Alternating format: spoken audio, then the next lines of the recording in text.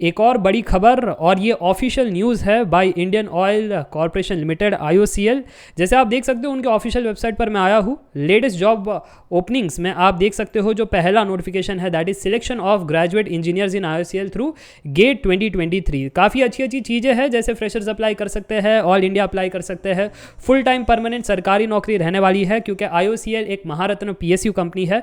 16.3 lakh per annum का package रहता है, कोई एप्लीकेशन फीस नहीं है जो सबसे बढ़िया है। नहीं तो अक्सर PSU में अप्लाई करने के लिए एप्लीकेशन फीस होती है for all the categories, but यहाँ पर कोई भी कैटेगरी को कोई भी फीस नहीं पे करना है। मल्टीपल ब्रांचेस अप्लाई कर सकते हैं और ईयर ऑफ पास आउट में भी कोई भी रेस्ट्रिक्शंस नहीं है। बट इतनी अच्छी बातें हैं तो कुछ कठोर बातें भी होगी, तो उस पर चर्चा करेंगे आज के वीडियो में। वैसे आपको बताना चाहता हूँ, अगर आप यहाँ पर इंग्लिश वर्जन पर क्लिक करते हो तो एक शॉर्ट नोटिफिकेशन ओपन होती है, IOCL is going through recruit through GATE 2023, और वो सिर्फ और सिर्फ 6 डिसिप्लिन को है, chemical, civil, computer science, electrical, instrumentation and mechanical. एक ब्रांच को यहाँ पर निगलेक्ट किया गया। अगर आप 2022 का PDF देखो तो उसके अंदर आप देख सकते हो दैट मेटलर्जी वालों के लिए भी अपॉर्चुनिटी थी, बट इस बार 2023 में there is no vacancy for metallurgy, तो ये चीज़ आपको नोट करना है।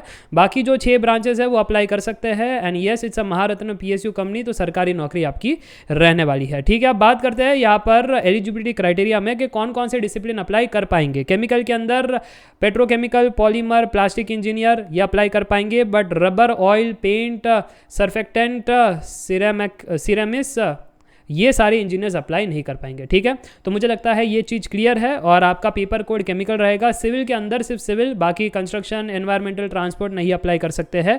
ठीक है, कंप्यूटर साइंस के अंदर IT वाले अप्लाई कर सकते हैं, बट IT एंड कम्युनिकेशन वाले अप्लाई नहीं कर सकते हैं। Paper code computer science. Electrical के अंदर इलेक्ट्रिकल एंड इलेक्ट्रॉनिक्स ये अप्लाई कर सकते हैं, but electrical and communication, power या टेलीकम्युनिकेशन इंजीनियर्स अप्लाई नहीं कर सकते हैं। पेपर कोड इलेक्ट्रिकल का होना चाहिए। इंस्ट्रूमेंटेशन के अंदर इंस्ट्रूमेंटेशन और electronics and instrumentation and control, but electronics and communication, telecommunication apply नहीं कर सकते हैं। IN का पेपर कोड होना चाहिए। मैकेनिकल के अंदर सिर्फ मैकेनिकल, बाकी जितने भी ये ब्रांचेस है अप्लाई नहीं कर पाएंगे। ठीक है, पेपर कोड मैकेनिकल। मेटलर्जी तो आपको है ही नहीं 2023 में। ठीक है, और ये कह रहे हैं कि अगर कोई भी कंबाइंड या इंटरडिसिप्लिनरी कोर्स है लाइक मैकाट्रॉनिक्स, रोबोटिक्स, तो वो भी एलिजिबल नहीं है। वैसे year of pass out mention नहीं है, तो सारे के सारे पास आउट अप्लाई कर सकते हैं, बट एज क्राइटेरिया में आप फंस जाओगे। ठीक है, तो उसके बारे में चर्चा करेंगे। पहले ME MTech वाले भी अप्लाई कर सकते हैं, वो चीज़ क्लियर होनी चाहिए। BTech भी अप्लाई कर सकते हैं। और यहाँ पर एज लिमिट काफ़ी खतरनाक है क्योंकि अपर एज लिमिट 26 ईयर्स कहा गया है, नॉट मोर देन 26 ईयर्स। आपका जन्मदिन for the general categories 1 July 1996 on और आफ्टरवर्ड्स होना चाहिए। वही अगर आप OBC SC ST कैंडिडेट्स हो तो यहाँ पर दिया गया है। ठीक है, रिलैक्सेशन आपको यहाँ पर दिखाई दे रहा होगा। ठीक है, PWD कैंडिडेट्स वालों के लिए भी रिलैक्सेशन है, यहाँ पर बताया गया है। एग्जामिनेशन जो आपका BTech वाला है उसके अंदर मिनिमम क्राइटेरिया 65% मार्क्स एग्रेट होना चाहिए फॉर जनरल OBC EWS। वही अगर आप SC ST PWD हो तो 55% भी यहाँ पर चल जाएगा। ये 2 काफ़ी खतरनाक क्राइटेरिया है। बाकी तो बस सिर्फ यहाँ पर बताया गया है। सिलेक्शन प्रोसेस GD होगा, ग्रुप टास्क होगा, पर्सनल इंटरव्यू होगा, फिर नौकरी आपको मिलने वाली है। ठीक है, सिर्फ गेट के स्कोर के बेसिस पर नौकरी नहीं मिलती है। बाकी यहाँ पर अगर CTC के बारे में बात करें तो CTC 16.3 लाख पर एनम की रहने वाली है, बेसिक पे, अलावेंसेस, पर्क्स, बेनिफिट सारा मिला करके। ठीक है, एप्लीकेशन फीस बिल्कुल नहीं रहने वाली है, ये चीज़ यहाँ पर पहले मेंशन की गई है। और कुछ FAQs अगर आपके प्रश्न होंगे तो यहाँ पर बताया गया है। ठीक है, जैसे 54.99% is not 55% round of allowed नहीं है। ठीक है, तो ये सारी चीज़ यहाँ पर बताई गई है, and I hope you got a complete overview. But video and नहीं करूंगा क्योंकि एक और खतरनाक मामला है जो कोई बात नहीं करता है, कोई यूट्यूबर इन पर बात नहीं करते हैं, ना कोई टीचर। मैं बात करूंगा मेडिकल फिटनेस एग्जामिनेशन।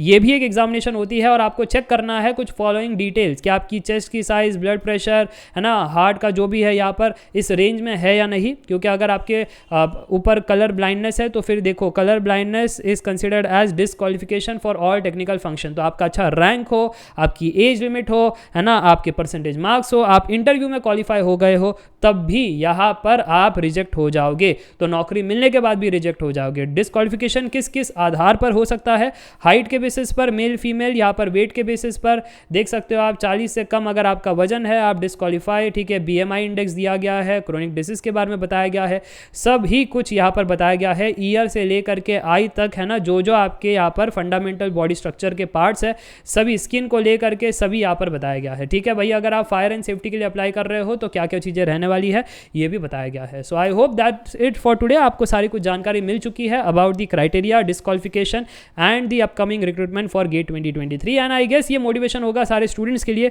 जो शिद्दत से प्रिपेयर कर रहे हैं, अच्छे से मन लगा करके मेहनत कर रहे हैं। ऐसी पढ़ाई करते रहो, बहुत सारी PSUs रिक्रूट कर रही है, डे बाय डे मैं नोटिफिकेशंस अपडेट कर रहा हूँ ताकि आपका मनोबल और मोटिवेशन बरकरार रहे। मिलते हैं नेक्स्ट वीडियो में, up till then take care, bye bye for now, see या।